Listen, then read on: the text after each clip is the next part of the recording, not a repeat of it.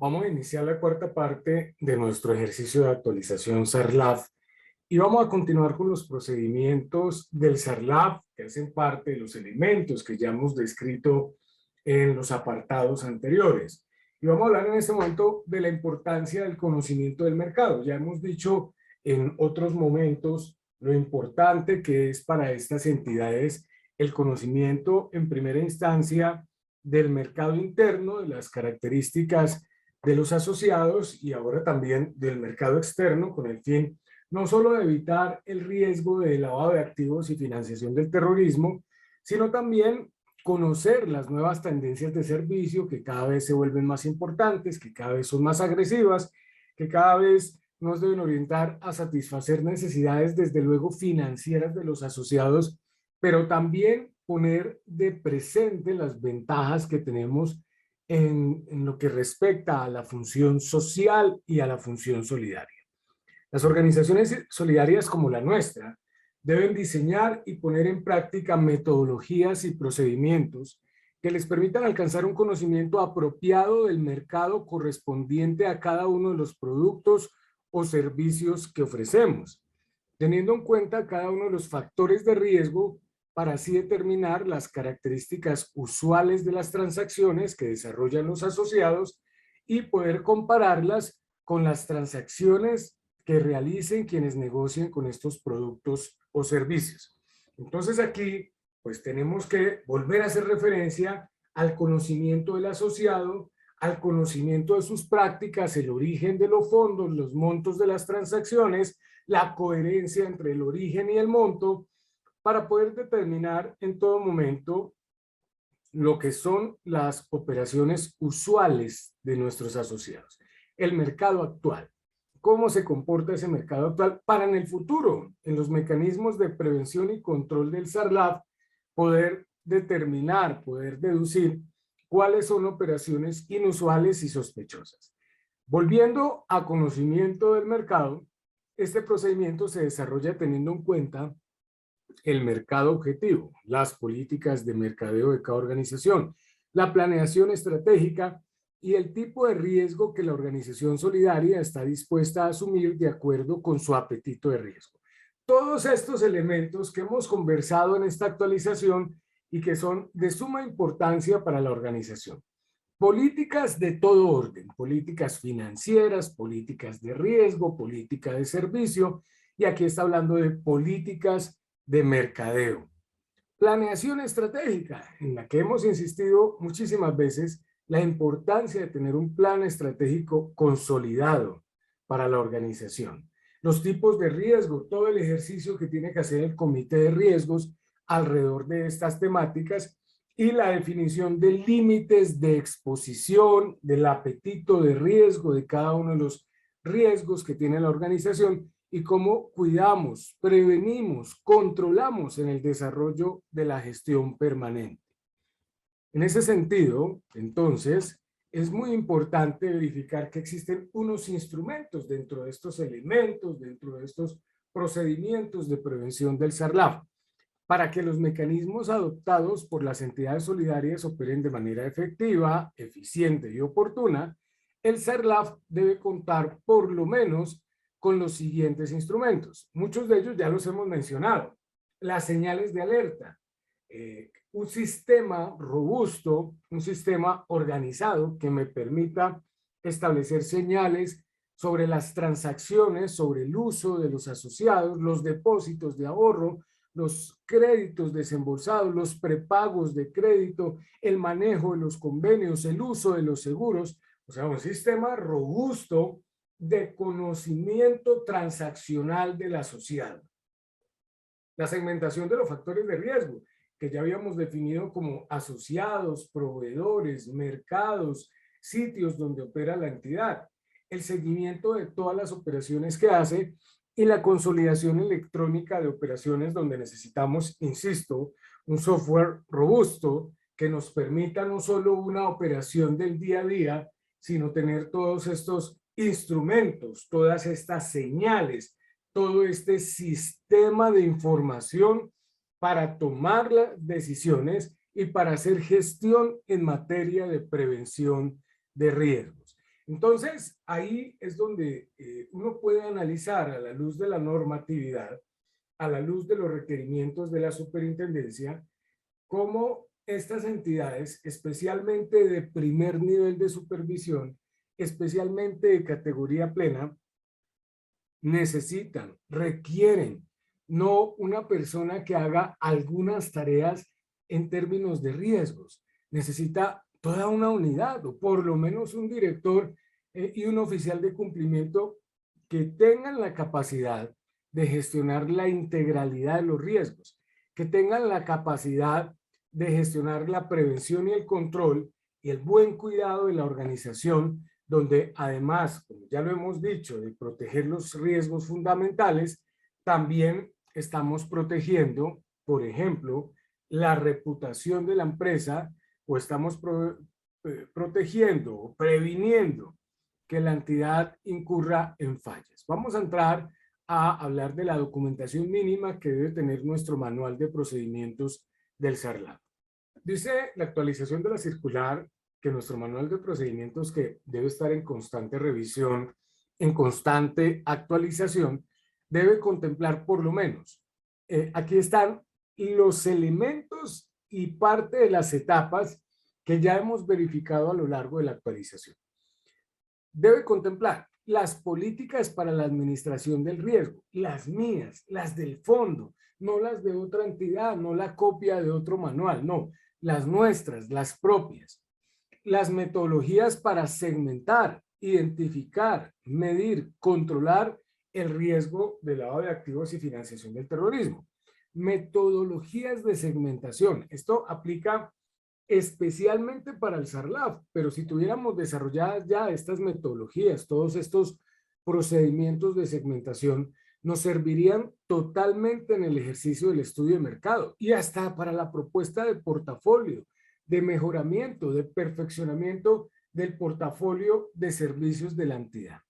La matriz de análisis de riesgo o matriz de riesgo que ya habíamos expuesto y que resaltamos porque es supremamente importante tener ese mecanismo de control que analice las diferentes situaciones de la entidad con respecto a los factores de riesgo de la entidad. Una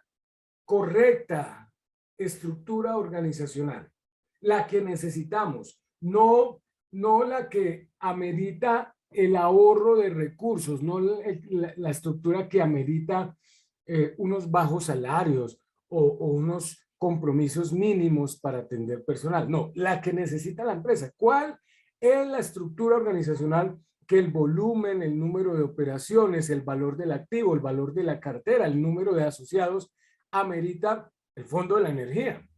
No puede ser sencillamente la decisión que se tome a partir de un presupuesto mínimo, sino el que necesita la organización. En ese sentido, en algunas actualizaciones de SARLAF de años anteriores,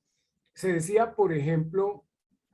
para entidades de otros niveles de supervisión, que podían tener un oficial de cumplimiento compartido, que podían tener un oficial que no trabajara en más de 2 o 3 partes, que podía ser por contrato de prestación de servicios. Pero en síntesis, lo que pensamos es que eso va incluso contra la misma norma donde dice que el oficial de cumplimiento debe ser una persona de segundo nivel en la organización, empoderada, apoyada, con todo el conocimiento, con todo lo que requiere la organización. Muchas de estas organizaciones caen en fallas en cuanto a no nombrar personal, no pagar buenos salarios, no tener buenos contratos, porque ahorran los recursos, entre comillas, para funciones sociales de solidaridad, de educación, bonos, paseos, etcétera, y empiezan a descuidar esto de tener un personal capacitado, un personal idóneo, unos funcionarios que den la talla en cuanto al control y la gestión de los riesgos. Entonces, de ahí esta recomendación que no solo aparece en términos del SARLAF, sino que aparece en distintas partes, en distintos escenarios de las normas, de las normatividades que está exponiendo la superintendencia en materia de riesgos. Siguiente, las funciones y responsabilidades de quienes participan en la administración del riesgo de SARLAF. Entonces aquí puede estar el coordinador de riesgos, el oficial de cumplimiento, la junta directiva, el representante legal, los órganos de control, el revisor fiscal, los funcionarios, quienes atienden a los asociados, el front office, el back office, bueno, todo lo que hemos definido en cuanto a estructura organizacional. Las medidas necesarias para asegurar el cumplimiento de las políticas del SARLAF, los procedimientos que debemos incorporar en las etapas de identificación, medición, control y monitoreo del riesgo, los procedimientos de control interno y revisión del SARLAF, los programas de capacitación del SARLAF. Entendería que esta actualización virtual es parte de esta preocupación, de este deber de las organizaciones de contemplar un programa de capacitación de SARLAF.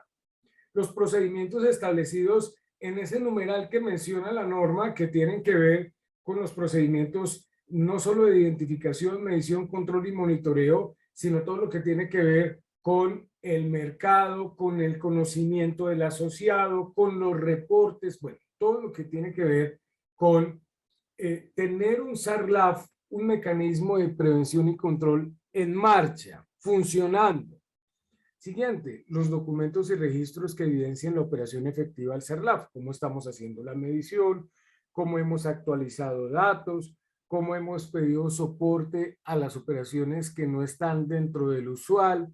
cómo hemos hecho los reportes de operaciones o transacciones de mayor valor o de mayor valor en efectivo, o si hemos tenido casos de operaciones sospechosas que hemos tenido que reportar. Siguiente, los informes de los órganos de administración y control y del oficial de cumplimiento que se van elaborando periódicamente, así como también lo que se refiere a las funciones de los órganos de dirección, de los órganos de control. No es un ejercicio, y en esto yo quiero insistir, no es un ejercicio netamente del oficial de cumplimiento. Sí, es sobre quien recae buena parte de la responsabilidad en términos del SARLAF, pero no es exclusivo, no es único. Aquí todos tenemos responsabilidad, no solo en el SARLAF, sino en toda la gama de riesgos que operan alrededor de la entidad. ¿Qué debe hacer la junta directiva de un fondo de empleados en términos del SARLAF? ¿Qué debe hacer? ¿Qué debe hacer en términos de SARLAF? Primero, fijar las políticas de todo el sistema. Insisto, las nuestras, no de la otra entidad, no de la que se parece a nosotros, no, las de nosotros. Debe adoptar el código de ética en relación con el SARLAF. En algunos casos se titula el código de ética, el código de buen gobierno, se titula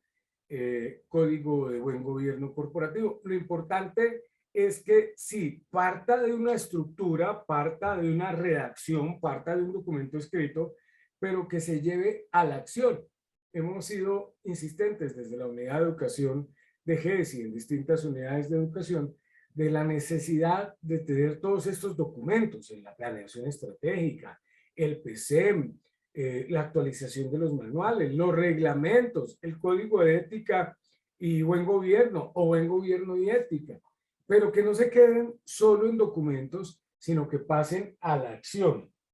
que sean conocidos por los asociados y en lo que corresponde que también sean de conocimiento de nuestros asociados.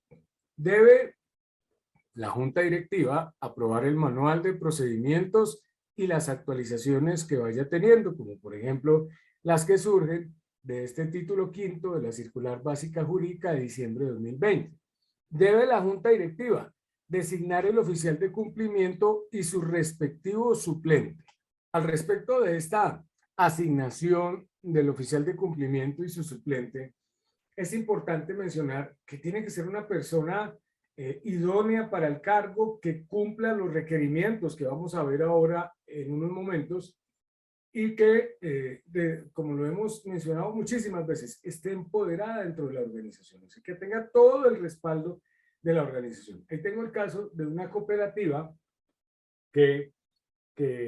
teniendo unos recursos importantes, moviendo un activo importante, una cartera de créditos importante, aún no tiene consolidada esta unidad de riesgos. De hecho, hasta hace un año o año y medio, no tenía en propiedad un oficial de cumplimiento y entonces a alguien se le ocurrió que cualquier funcionario podía estar al frente de los riesgos. Le dijeron que si quería asumir el papel de coordinador de riesgos, la persona aceptó, desconociendo toda esta normatividad, desconociendo todo este panorama. Luego le dijeron que tenía que ser el oficial de cumplimiento y entonces, pues, al lado de ser el oficial de cumplimiento y toda la responsabilidad legal, administrativa, penal y todo lo que conlleva, pues le tocó ir a hacer su capacitación de las 90 horas y demás. Y hoy está casi que al frente de un montón de riesgos en la entidad, incluso siendo el oficial de cumplimiento, pero casi que fue nombrada a dedo, sin un estudio preciso. Y pues esto no solo es peligroso para la entidad, sino para la persona, pues que si no cuenta con las capacidades puede cometer un error y puede hacer sancionar a la organización o hacerse sancionar a sí misma. En esto hay que tener mucho cuidado.